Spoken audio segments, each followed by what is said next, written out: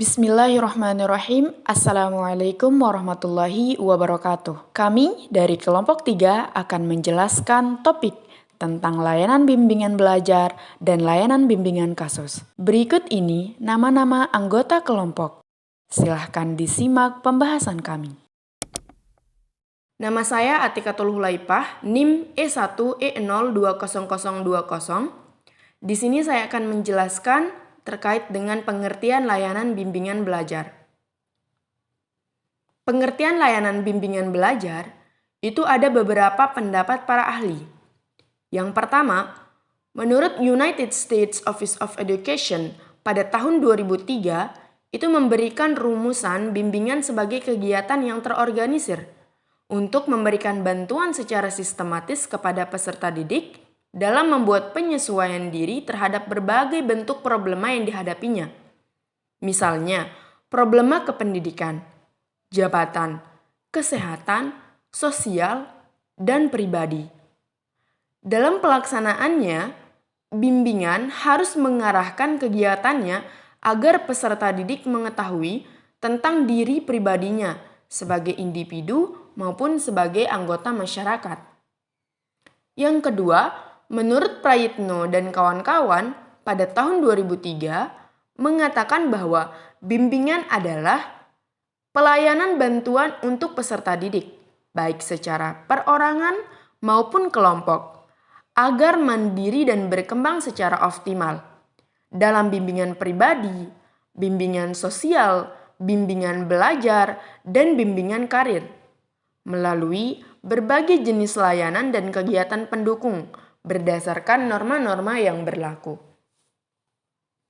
Dari beberapa pendapat para ahli tadi, dapat disimpulkan bahwa bimbingan belajar adalah sebuah layanan bimbingan di mana siswa bisa mengembangkan diri supaya sikap serta kebiasaan belajar menjadi baik, disertai dengan materi belajar yang cocok dengan kecepatan dan kesulitan belajar, atau dapat mengatasi kesulitan belajar.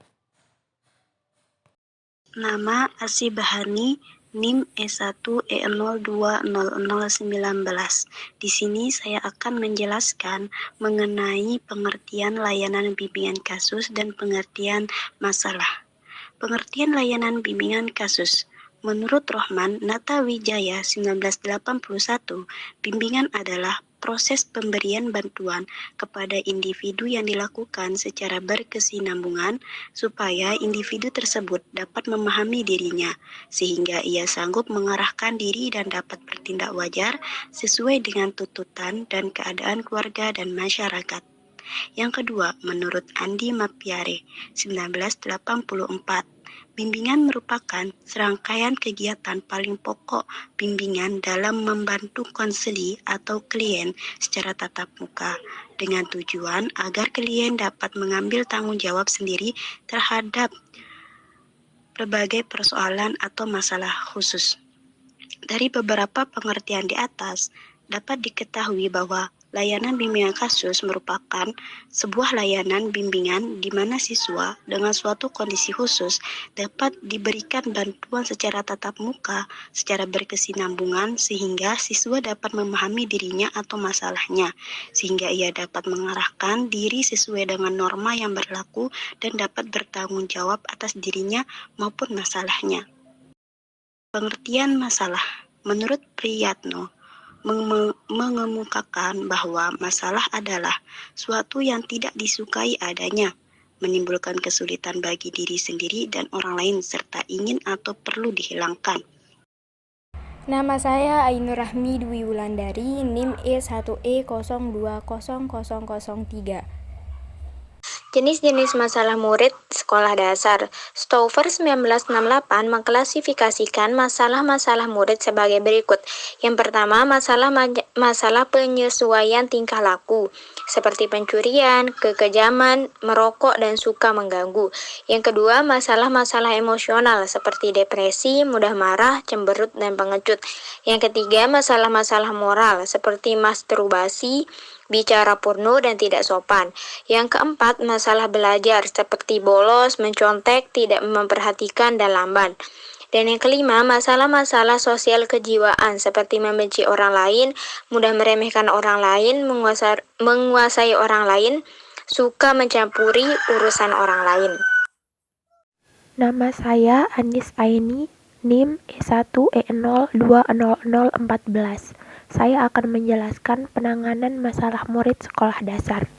Bagian C, penanganan masalah murid sekolah dasar. Pertama, gambaran masalah.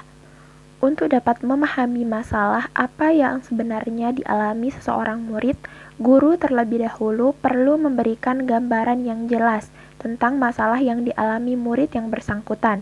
Hal ini dapat dilakukan dengan memberikan masalah yang dialami murid dengan menjelaskan jawaban atas pertanyaan-pertanyaan dari murid.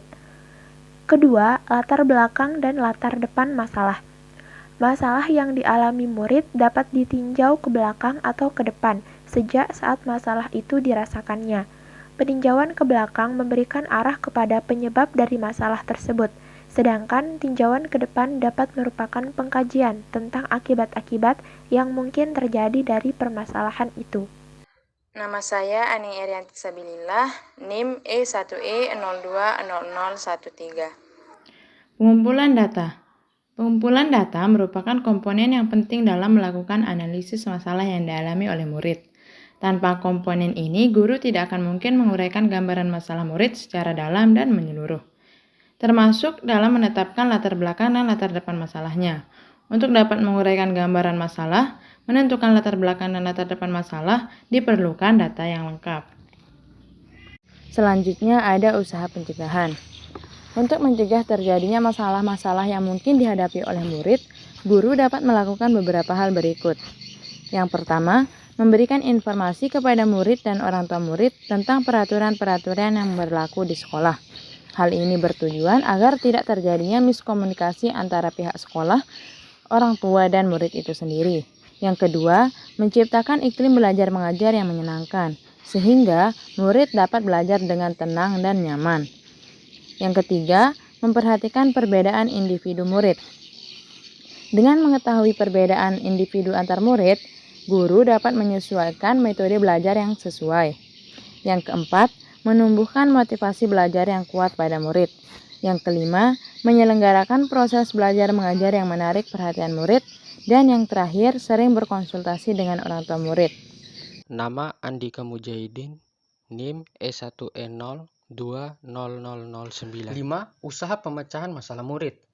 Usaha pemecahan masalah murid merupakan suatu tindakan yang dilakukan untuk menyelesaikan suatu permasalahan tersebut.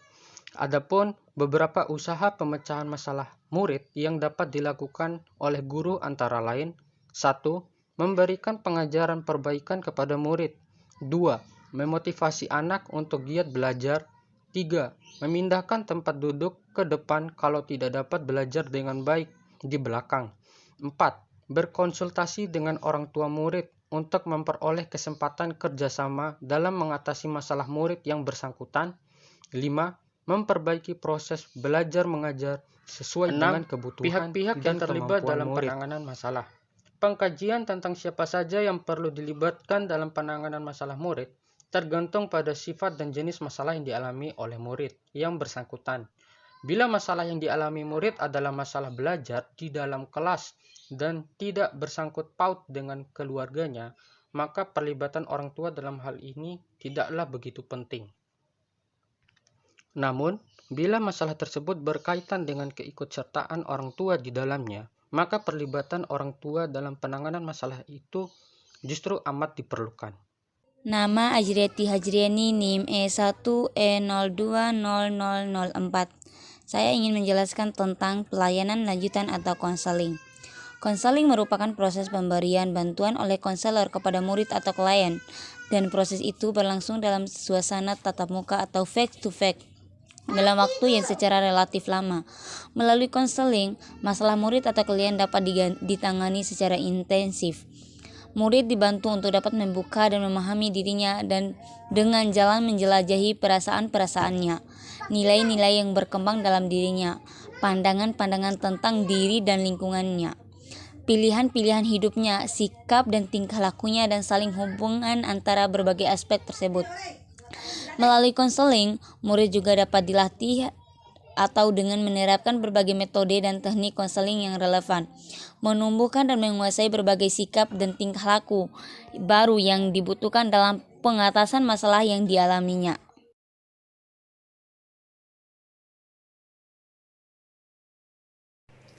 Nama saya Anis Aini, NIM E1E020014. Saya akan memaparkan dua contoh kasus yang sering terjadi pada siswa sekolah dasar dari sumber SDN 2 Buun Mas. Yang pertama adalah kasus murid yang malas belajar dan sering menyontek. Dilihat dari beberapa aspek. Yang pertama dari latar belakang. Murid tidak begitu rajin dalam belajar dan dia sering tidak memperhatikan guru ketika menjelaskan di kelas, tidak mengerjakan pekerjaan rumah, dan hanya mengandalkan hasil belajar dari teman lainnya. Kemudian dari latar depan, masalah menyontek yang biasa terjadi di murid itu bisa menimbulkan beberapa dampak sebagai berikut. Ada murid yang tidak bisa belajar tanpa ada bantuan dari temannya ataupun dari orang lain. Kemudian ada juga murid yang akan terbiasa untuk menyepelekan bahan-bahan belajar dan tidak ingin untuk menguasainya. Kemudian yang ketiga, ketika hasil pekerjaan teman-temannya itu salah, maka murid tersebut juga akan salah dalam menjawab. Yang ketiga, aspek pengumpulan data. Untuk mengumpulkan data yang lengkap, guru perlu untuk melakukan beberapa kegiatan seperti berikut ini. Yang pertama, melakukan wawancara berkenaan dengan sikap dan juga tingkah laku murid di sekolah maupun di luar sekolah. Yang kedua, menyelenggarakan sosiometri di kelas agar terjalin hubungan sosial dengan teman-temannya. Yang ketiga, menganalisis hasil pekerjaan yang dikerjakan murid tersebut. Keempat, aspek pencegahan. Yang pertama, ketika guru menjelaskan di kelas, guru meminta murid untuk memperhatikannya dan memberikan kesempatan kepada murid untuk bertanya maupun menanggapi. Yang kedua, guru sebaiknya memberikan pelajaran-pelajaran yang menarik agar murid tertarik mempelajarinya. Yang ketiga, bila ada ulangan, guru harus berusaha untuk melihat satu persatu pekerjaan dari para murid. Yang keempat, menjelaskan kepada murid bahwa hasil kerja sendiri itu lebih baik daripada harus mencontek. Kemudian ada usaha pemecahan. Masalah murid yang suka mencontek harus perlu diubah atau diatasi. Beberapa hal yang perlu dilakukan guru untuk mengatasi masalah murid yang suka mencontek adalah: yang pertama, memanggil murid dan bicara dengan baik-baik kepada murid tersebut.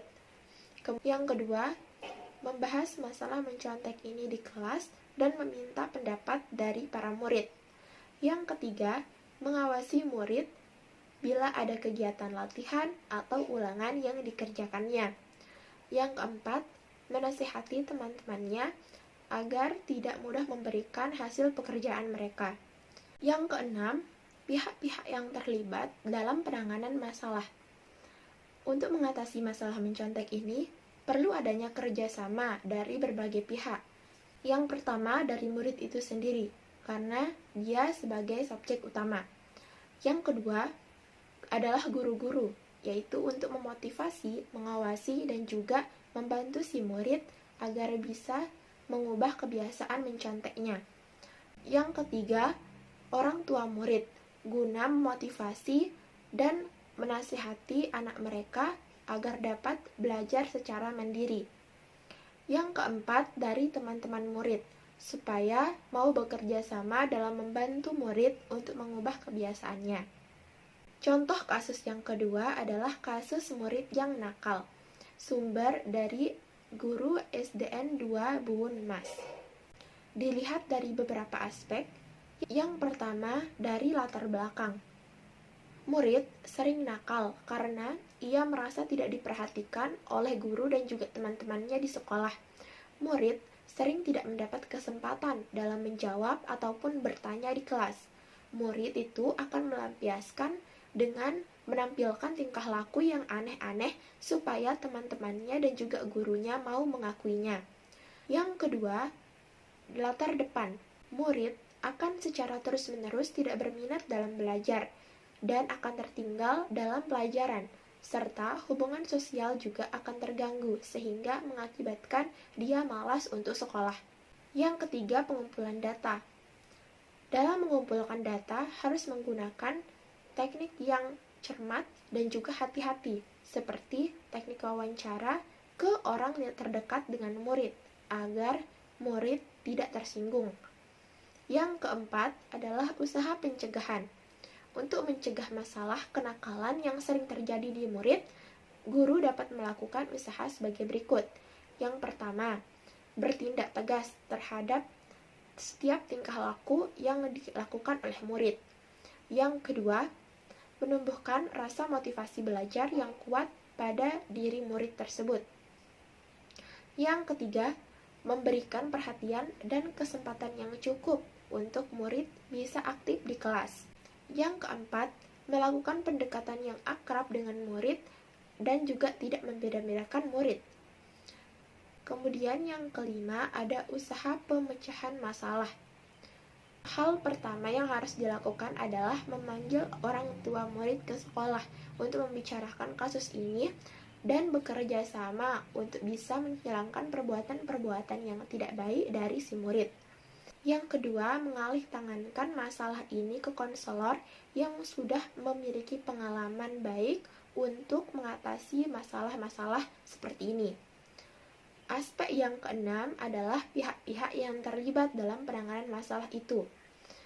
Untuk mengatasi masalah murid yang nakal, harus ada beberapa pihak yang terlibat. Yang pertama, konselor sekolah bila ada. Keahlian yang dimilikinya akan dapat menyadarkan murid tentang masalah-masalah yang dia perbuat.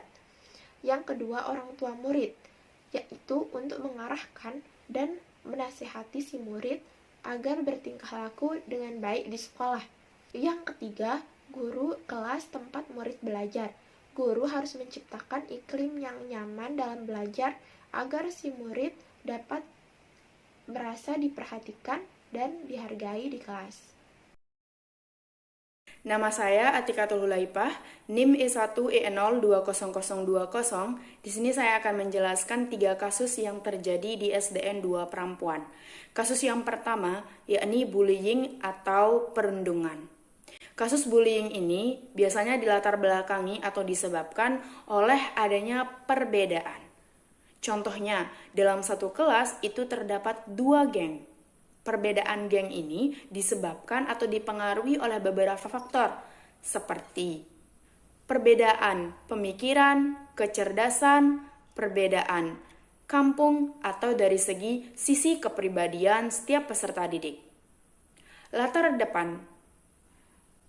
Ketika perundungan ini terus-menerus terjadi, maka dapat mengakibatkan adanya perpecahan atau perkelahian, dan juga berpengaruh pada psikologi anak baik untuk korban atau pelaku.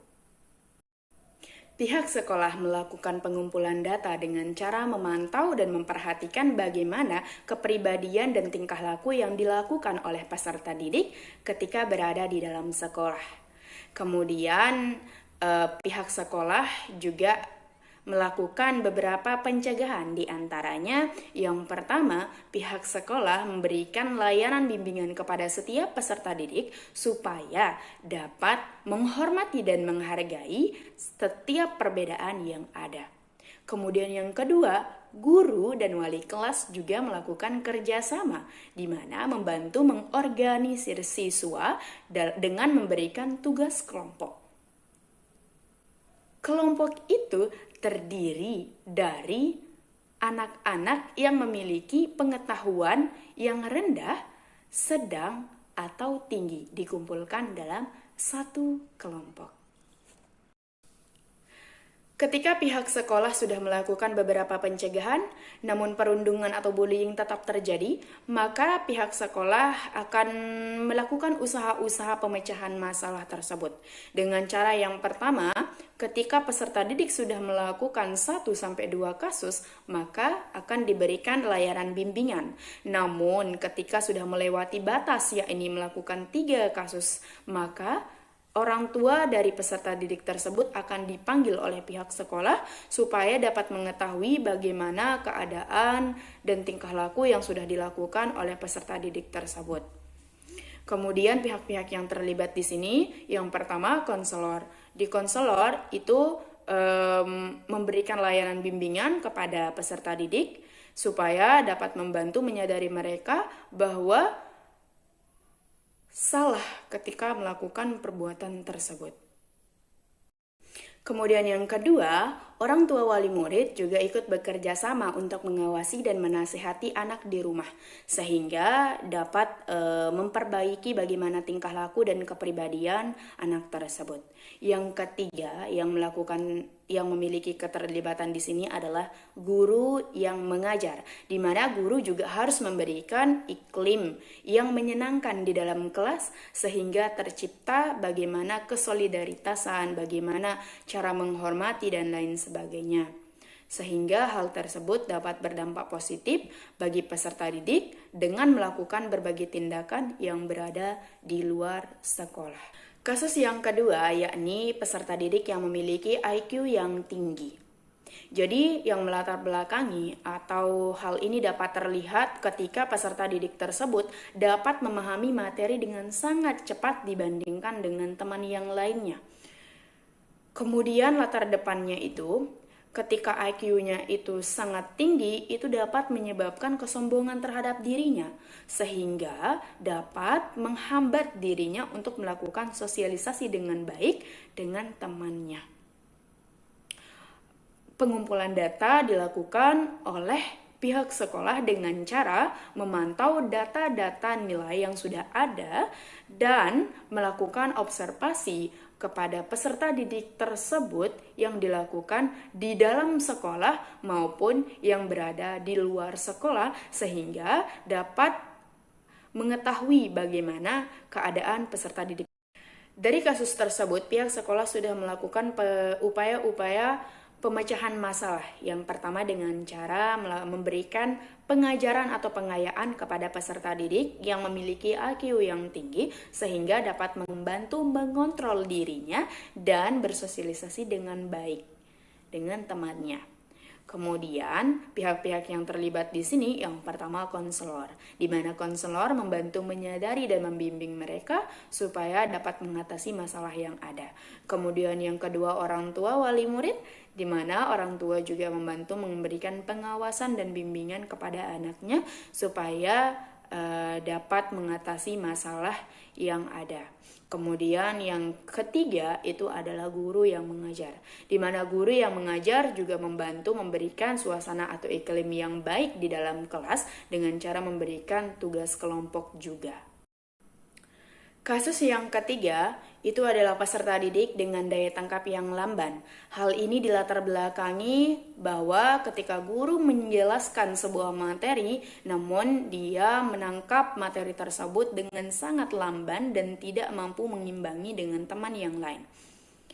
Latar depannya, apabila hal ini terus-menerus terjadi, maka akan terjadi sesuatu yang menyebabkan peserta didik tersebut tidak mampu mengimbangi dirinya dengan teman sekelasnya atau yang berada di luar ruangan. Kemudian, pengumpulan data dilakukan oleh pihak sekolah dengan cara melihat data-data nilai serta bagaimana perilaku dan keseharian yang ditunjukkan oleh peserta didik tersebut. Usaha-usaha pemecahan juga dilakukan oleh kepala sekolah, di mana pihak sekolah itu akan melakukan pengajaran perbaikan khusus kepada anak tersebut.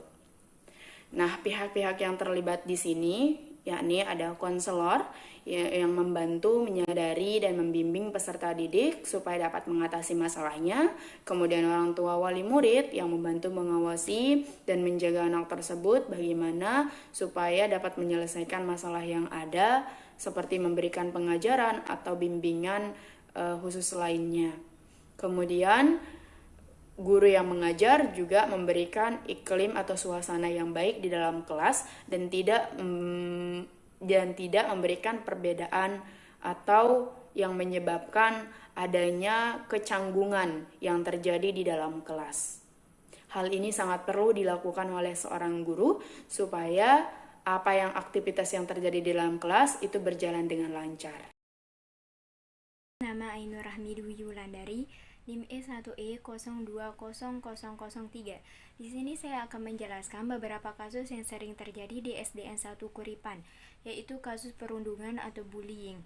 Latar belakang kasus saling bully ini sering terjadi karena beberapa hal. Yang pertama yaitu body shaming, menghina fisik seperti mengejek temannya yang memiliki fisik terlalu gendut atau gemuk.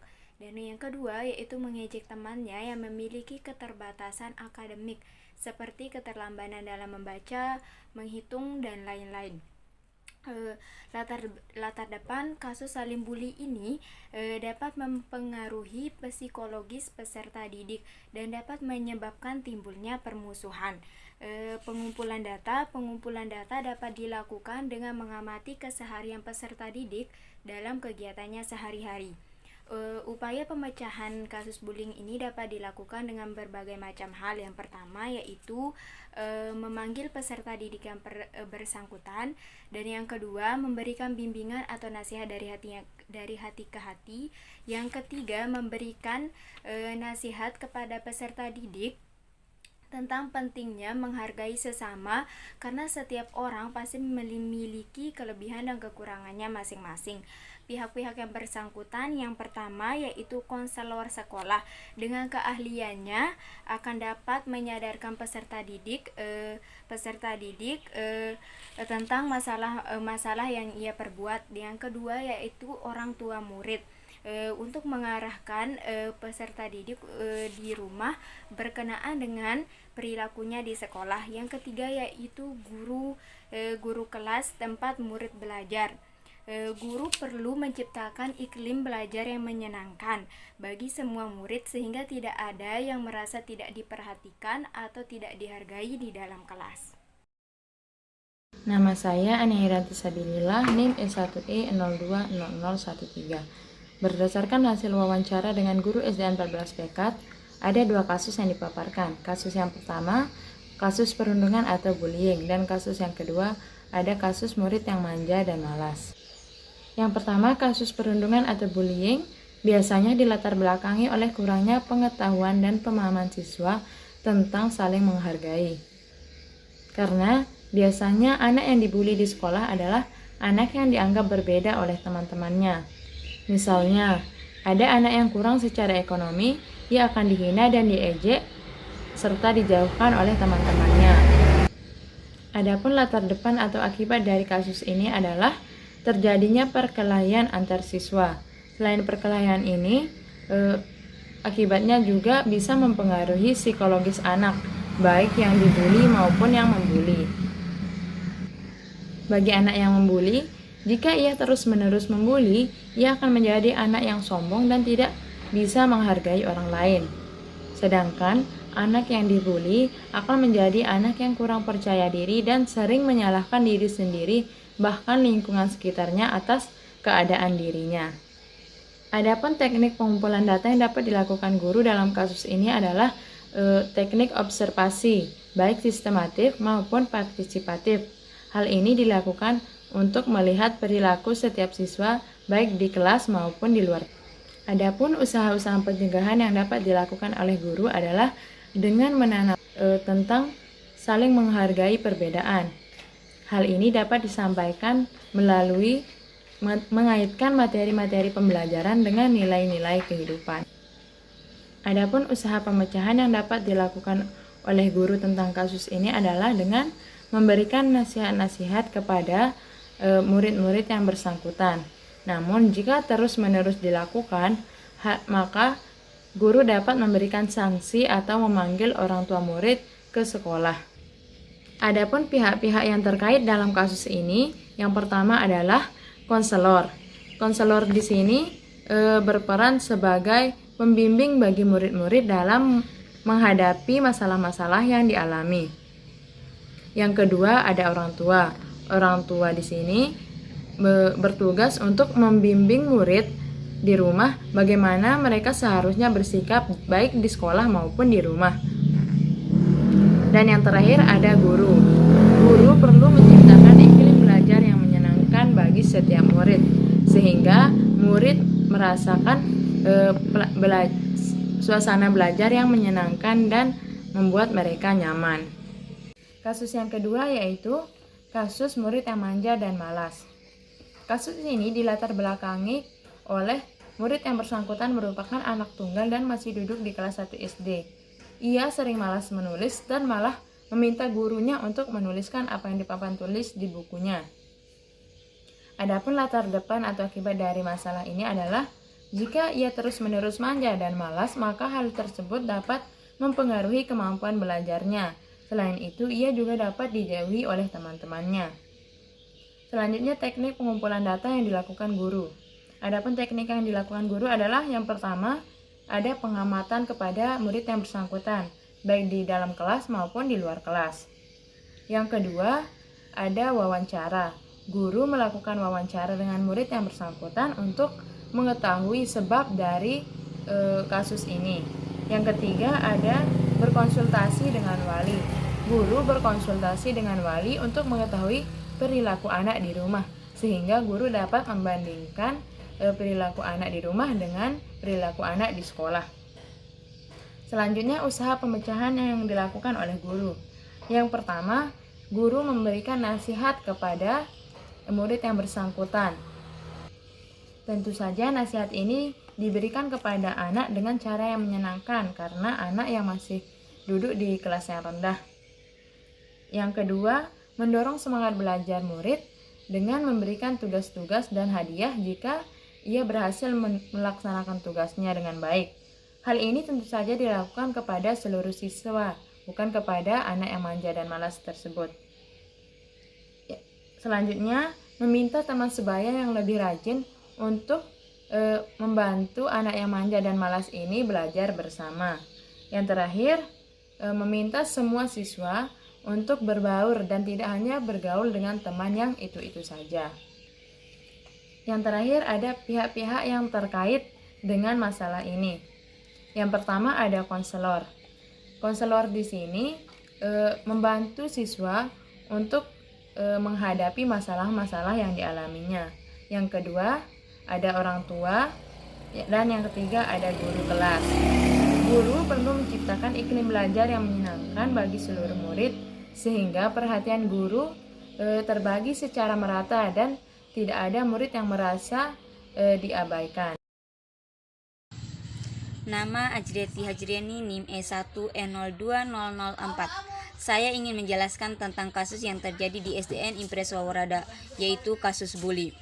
Latar belakang, kasus bully yang terjadi di SDN biasanya terjadi karena saling mengejek dengan memanggil teman dengan nama orang tua. Latar depan, kasus bully yang seperti ini tentu saja dapat mengakibatkan perkelahian antara peserta didik karena tersinggung dengan panggilan tersebut.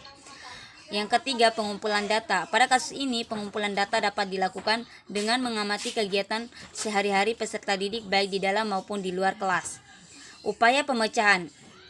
Ada beberapa cara untuk memecahkan masalah tersebut. Yang pertama, mempertemukan peserta didik yang bersangkutan. Yang kedua, menasihati peserta didik bahwa mengejek dengan panggilan nama orang tua adalah perilaku yang tidak terpuji. Yang ketiga, meminta peserta didik membuat surat perjanjian pada kasus pertama dan kedua. Yang keempat, jika mengulangi untuk yang ketiga kalinya maka akan diberi sanksi. Misalnya, bagi peserta didik laki-laki mendapatkan sanksi push up 100 kali dan peserta didik perempuan membersihkan ruangan kantor. Pihak-pihak yang bersangkutan, yang pertama, konselor sekolah bila ada keahlian yang dimilikinya akan dapat menyadarkan murid tentang masalah-masalah yang diperbuat. Yang kedua, orang tua murid, yaitu untuk mengarahkan dan menasihati di rumah berkenaan dengan tingkah lakunya di sekolah. Yang ketiga, guru kelas tempat murid belajar. Guru perlu menciptakan iklim belajar yang menyenangkan bagi semua murid sehingga tidak ada yang merasa tidak diperhatikan dan dihargai di kelas. Nama saya Andika Mujahidin, NIM E1E020009 akan menyampaikan tentang kasus perundungan atau bullying dari sumber Guru SDN 21 Kota Bima. 1. Latar belakang. Pada kasus ini biasanya diakibatkan oleh bercanda yang terlalu berlebihan ketika bermain, sehingga ada yang merasa tersinggung atau dirugikan. 2. Latar depan. Dalam hal ini dapat mengakibatkan perkelahian antar peserta didik. 3. Pengumpulan data. Untuk dapat mengumpulkan data pada kasus ini, biasanya dilakukan pengamatan pada kegiatan sehari-hari pada peserta didik, baik di dalam kelas maupun di luar kelas. 4. Usaha-usaha pemecahan. Dalam menyelesaikan kasus seperti ini, guru dapat melakukan beberapa hal sebagai berikut. 1. Memberikan bimbingan dan nasihat kepada peserta didik yang bersangkutan. 2. Memanggil orang tua peserta didik jika masalah semakin besar. 5. Pihak-pihak yang terlibat dalam masalah ini. Dalam hal ini, pihak-pihak yang terlibat antara lain 1. Konselor sekolah. Keahlian yang dimilikinya akan dapat menyadarkan murid tentang masalah-masalah yang diperbuat. 2. Orang tua murid, yaitu untuk mengarahkan dan menasihatinya di rumah berkenaan dengan tingkah lakunya di sekolah. 3. Guru kelas murid belajar. Guru perlu menciptakan iklim belajar yang menyenangkan bagi semua murid sehingga tidak ada yang merasa tidak diperhatikan dan dihargai di dalam kelasnya. Nama Asibahani, NIM E1E020019. Di sini saya akan menjelaskan mengenai kasus perkelahian yang bersumber dari guru SD Negeri 45 Ampanan. Yang pertama itu latar belakang. Kasus perkelahian ini diakibatkan karena peserta didik itu tidak dapat menghormati atau menghargai teman-teman yang lainnya. Contohnya saja mengejek kekurangan dan kejelekan dari temannya. Bisa jadi juga mengejek kekurangan atau kejelekan orang tua yang dimiliki oleh temannya. Yang kedua itu ada latar depan. Apabila ejekan atau olok-olokan ini terus-menerus terjadi, maka dapat menimbulkan atau dapat terjadinya perkelahian di antara peserta didik. Yang ketiga, pengumpulan data. Dalam kasus ini, pengumpulan datanya itu dengan cara mengawasi kegiatan sehari-hari siswa di sekolah. Di sini guru BK atau wali kelasnya itu sangat berperan karena mengawasi dan melihat kondisi atau sikap dan perilaku peserta didiknya selama di dalam kelas atau di lingkungan sekolah. Yang keempat yaitu cara pemecahan masalahnya. Itu dapat dilakukan dengan langkah-langkah sebagai berikut. Yang pertama, memberikan nasihat kepada peserta didik yang bersangkutan. Memberikan nasihat ini dengan cara lemah lembut baik kepada peserta didik yang bersangkutan supaya tidak mengulangi kesalahan atau masalahnya itu lagi. Yang kedua itu memberikan peringatan kepada peserta didik yang bersangkutan. Peringatan ini sedikit agak tegas atau lebih tepatnya tegas karena supaya peserta didik itu tidak dapat mengulangi lagi kesalahannya tersebut. Yang ketiga itu adalah memberikan sanksi kepada peserta didik yang bersangkutan. Contoh sanksinya ini adalah bisa saja memanggil orang tua peserta didik itu untuk menghadap ke guru wali kelasnya atau langsung ke kepala sekolah apabila ia melakukannya lagi. Dan yang keempat itu memanggil orang tua peserta didik itu untuk berkonsultasi dan bekerja sama menyelesaikan masalah yang terjadi.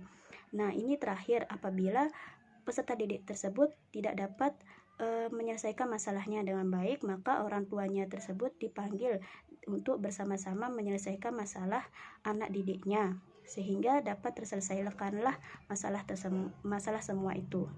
Sekian, terima kasih.